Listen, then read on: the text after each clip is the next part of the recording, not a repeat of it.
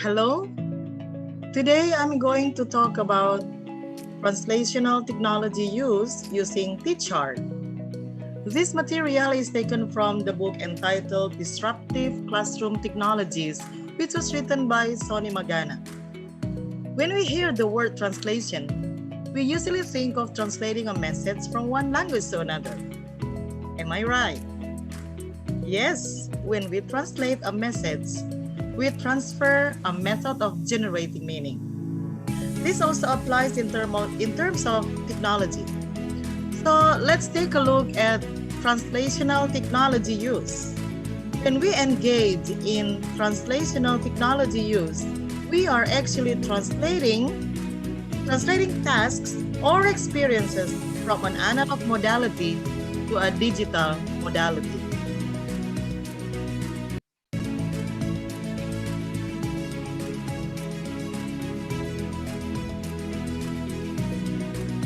There are two stages of translational technology use.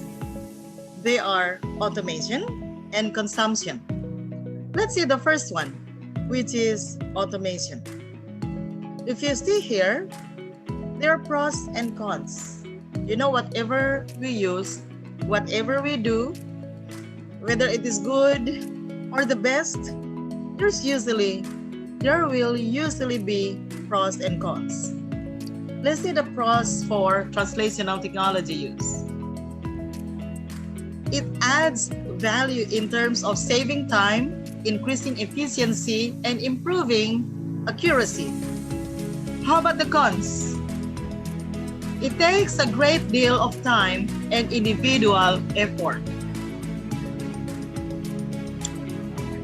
Let us now see the first stage of translational technology use, which is automation.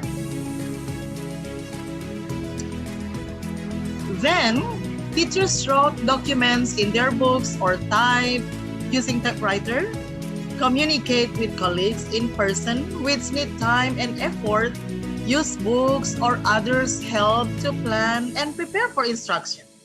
How about now? Teachers' use of computers to increase the speed, efficiency, or accuracy of administrative tasks, such as creating documents, using email to communicate with colleagues, or using the internet to help plan and prepare for instruction. So that's for teacher. How about students? Then students use of pencil and paper for the exam. I know right now there are still in many schools using paper and pencil. But let's see now, many schools, they have the students use the computer-based examinations. And I believe soon, schools mostly or maybe all be using computer-based examination. Let's see automation of tasks. Let's see the first concept over here.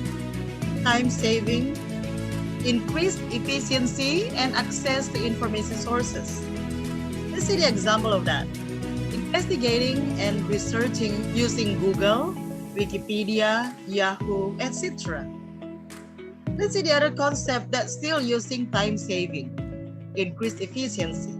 And let's see accuracy, quantity of presentations created, and quality of presentations. Let's see the example of this concept. Presenting new content information using Google Drive, Microsoft PowerPoint, etc. Can we see the difference over here?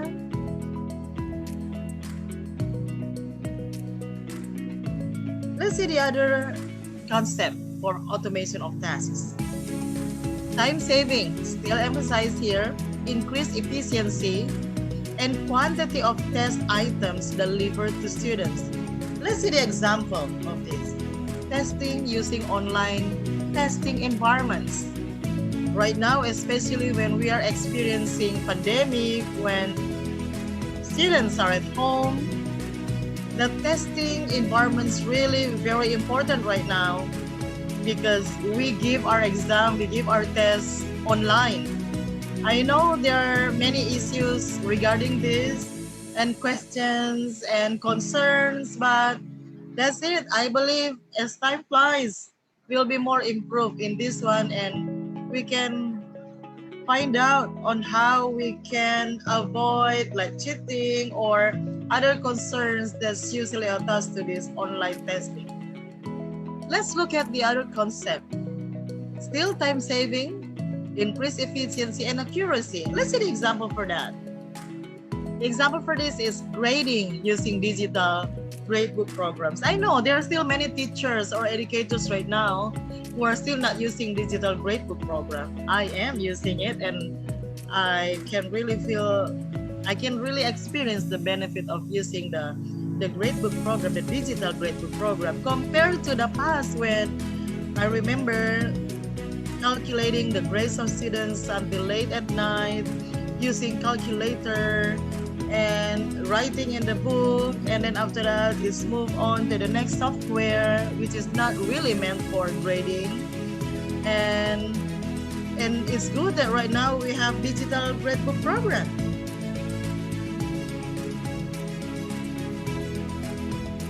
Now let's look at the second one. The first one is about automation. Now the second one for the translational technology use is consumption.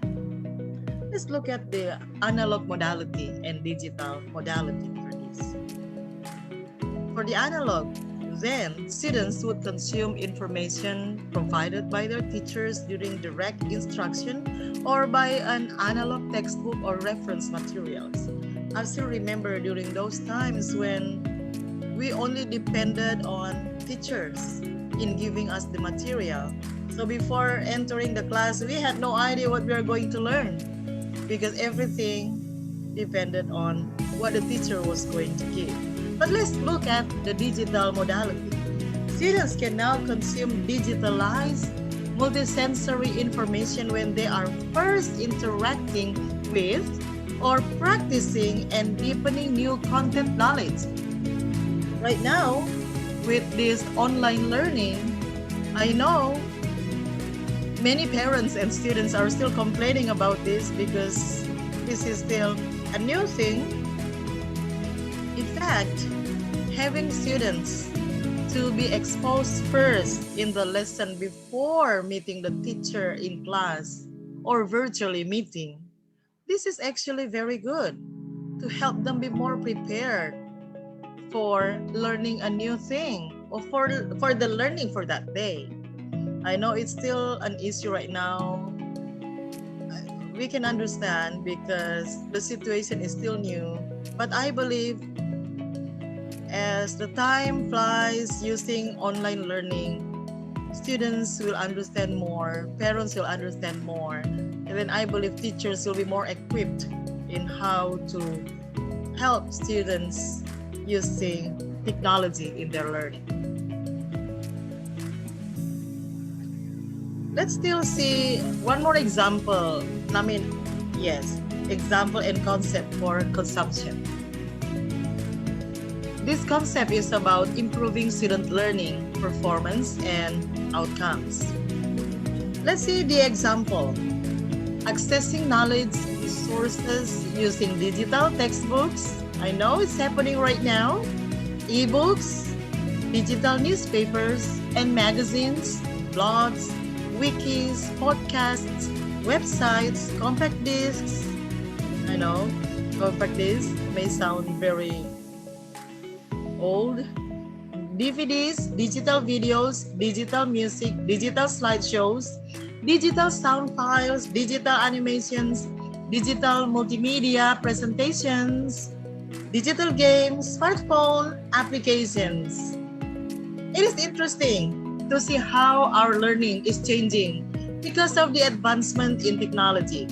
The way teachers design their teaching and present the lesson, as well as the way students respond through assignment or any form of evaluation or assessment are not the same then and now.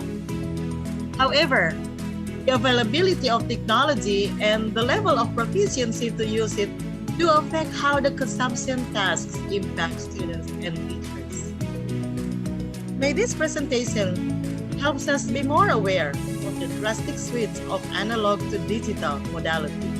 I believe this can help us be more prepared, creative, and innovative in the way we help our students be more engaged meaningfully in their learning.